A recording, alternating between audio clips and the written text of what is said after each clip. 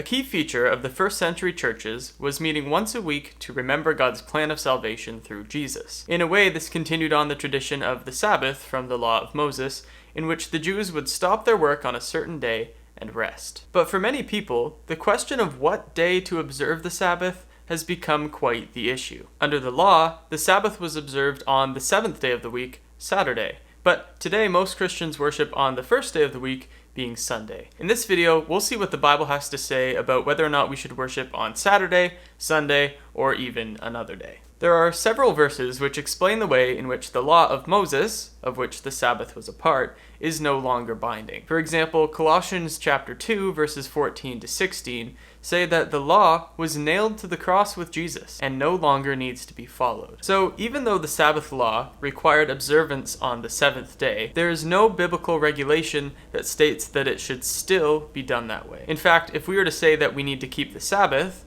then we should also commit ourselves to keeping the other 612 laws found under the law of Moses. Instead, rather than place emphasis on which day we should worship, the Bible places emphasis on how we should worship. Isaiah chapter 58 is a chapter all about the Sabbath. It talks about how the children of Israel did everything that was required of them on the Sabbath day. They fasted, they stopped working, they bowed down their heads in worship, but to God, none of this was acceptable because they were doing all of it with the wrong spirit. At the same time as they were fasting, they were thinking only about themselves, oppressing others, and fighting with each other. What God was really looking for was for them to keep the principles of the Sabbath, to stop their wickedness, to let the oppressed go free, and to share their food with others. And not just on the Sabbath, but on every day of the week. So in the end, there's nothing wrong with worshiping on one day or another. It's important to meet regularly, but there is no command as to what day that should be done. Instead, the important part is the principle of the Sabbath, and that should happen every day of the week,